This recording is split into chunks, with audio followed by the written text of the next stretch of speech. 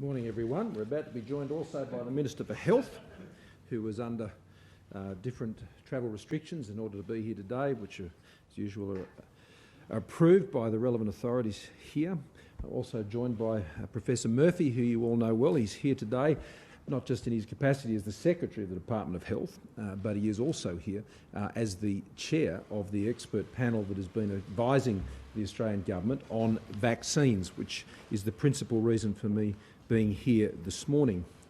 Australia needs some hope today, and particularly in Victoria they need some hope today, and so that is what we're here to deliver today. Today we take another significant step to protect the health of Australians against the coronavirus pandemic. A $1.7 billion agreement for the supply and production of more than 80 million vaccine doses. This builds on the announcements that the Health Minister and I made several weeks ago. Even more important about this agreement, though, is not just that it puts Australia right up front in getting access to these important medicines. It's a sovereign vaccine plan, because this vaccine plan and the agreements that are supporting it, which I want to particularly thank Minister Andrews for doing, working together with the Minister for Health, is that it is giving us the capacity to not just produce the vaccine here in Australia, and that is the AstraZeneca vaccine, through CSL, but also to develop and produce the University of Queensland vaccine. So to both develop and produce that vaccine here in Australia and produce the AstraZeneca vaccine in Australia. So that is giving us a sovereign capacity to get Australians what they will need should both of those vaccines prove successful as they go through their trials. Now, of course, the AstraZeneca vaccine is in a more advanced stage. The University of Queensland still has some work to go, but we're backing it in, and I'll allow the Minister for Health to go through the details of those arrangements. So a homegrown sovereign plan for vaccines is the hope I bring to Australians today. The decision was endorsed by Cabinet last week, not long after I left you here last Friday, and it follows recommendations by the medical expert panel, which I indicated is led by Professor Murphy. We don't expect this will be the last decision we make in this area, but these are the two best prospects, and we have acted on the advice that they have brought forward, and Professor Murphy can speak to that process. Having a sovereign vaccine strategy is an important part of our plan for how we live with COVID-19. Ultimately, a vaccine provides that opportunity, but even under the timing of what we have for the development of these vaccines, it'll be some time yet before we can be living in a potentially vaccine environment in Australia. Hopefully that is next year. Hopefully that is in the early part of next year. Well, it certainly can, under this arrangement, be from the start of next year with what we've been able to put in place should the trials and other arrangements be successful. But it's not the only thing we need to do. Lockdowns and borders are not signs of success in dealing with COVID-19. They're not signs of success. And so it's important that we put ourselves in a position where they do not feature in how Australia is dealing with COVID-19 on a sustainable basis. And as I reminded you on Friday, at the outset of the COVID-19 pandemic, what we set about was boosting our hospital capacity. And the Minister for Health and then Chief Medical Officer were integrally involved, as I said, in getting the respirators, getting the ICU capacity to ensure that should the virus reach those high levels of community transmission, then our hospital system would not be overrun and that we would not have those devastating scenes we saw in hospitals overseas with people gasping for their last breath and not being able to have a respirator. We have been able to protect Australia from those outcomes by ensuring that we move quickly to build that capability and provide that health protection across Australia. And that enabled us to move forward with the three-step plan, which would have had, should we have been able to fully implement it, seen Australia open again in July of this year.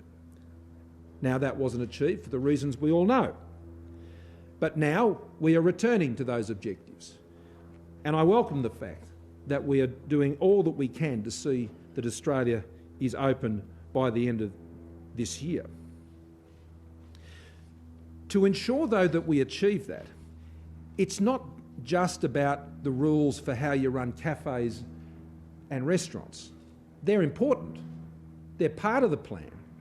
But the most important thing is ensure that we build an integrated tracing capability right across the country that enables a country to remain open despite the threat of outbreaks. That is the difference between being open and closed. A capable, integrated tracing capability. And as I've noted, New South Wales is the gold standard.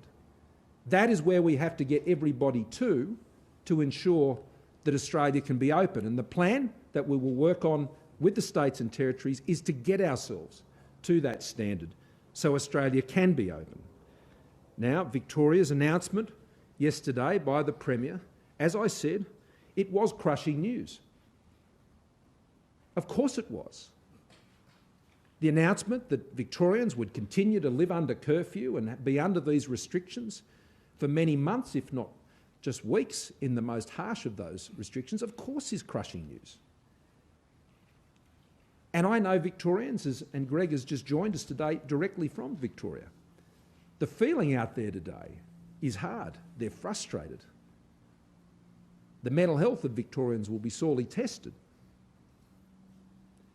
The plan that was outlined yesterday, I hope, is a worst-case scenario. I see it as a starting point in terms of how this issue will be managed in the weeks and months ahead in Victoria. We will continue to carefully review this plan. We're yet still to receive the detailed modelling. We've seen the high-level modelling and the other assumptions that have gone into the plan. But what I can't help but be struck by is that under the thresholds that have been set in that plan, Sydney would be under curfew now. Sydney doesn't need to be under curfew now. They have a tracing capability that can deal with outbreaks. That's why I say it's important that we work on building that tracing capability in Victoria to get it at a level that enables it to move in a more confident way than I think the plan that was announced yesterday set out. It was a very detailed plan, and it is based on a set of scientific modelling, and that is what I know will be interrogated, not just by the Commonwealth Government, but many others in the scientific community will look at that. And the decisions that have been drawn from that modelling have very profound effects for people living in Victoria. And so it's right, and I'm sure Victorian Government would welcome that interrogation of that. We will be providing constructive feedback on that plan. We will be sitting down with industry. We will be sitting down with business through our national coordinating mechanism, which is run out of the Department of Home Affairs. And we'll listen carefully and we'll faithfully convey all of that feedback. As I said, I hope it's a starting point. I hope we can move more quickly than that. Obviously, the legal authority for all of these matters, of course, rests with the Victorian Government. It's not for the Commonwealth Government. We do not have that authority to step in and tell the Victorian Government they have to follow another plan. That is not how Australia's federation works. And so it is incumbent upon us to work constructively with the Victorian Government to raise these issues as we will with them in the days, and I imagine the weeks ahead, and remain always responsive to the most recent information. And so building that tracing capability is incredibly important.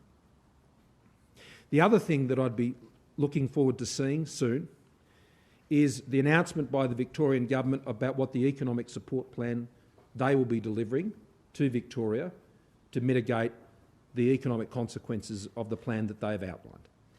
It is right that the Victorian Government make the first response to set out what the economic supports are they will put in place to deal with the measures that they have put in place.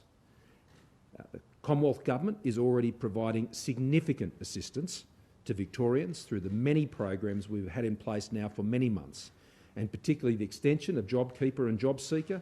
Victoria will draw down on that more than any other state or territory. Victorians are being supported more by the federal government than any other state and territory is drawing on that support, and we will continue to do that. So what is required over and above the support the Commonwealth Government is providing to Victorians, we first want to see what the Victorian Government will be doing to address that. And then we'll consider, the Treasurer and I and the senior members of the Expenditure Review Committee, what further measures may be required.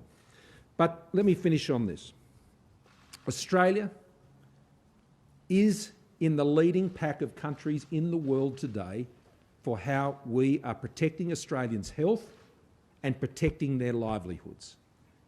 That is the clear, objective assessment of countries all around the world, and I refer particularly to the Deloitte analysis that was released over the last few days, which shows clearly that Australia sits in the right part of that chart with countries like South Korea, economies like Taiwan and others who are managing this best in the world today.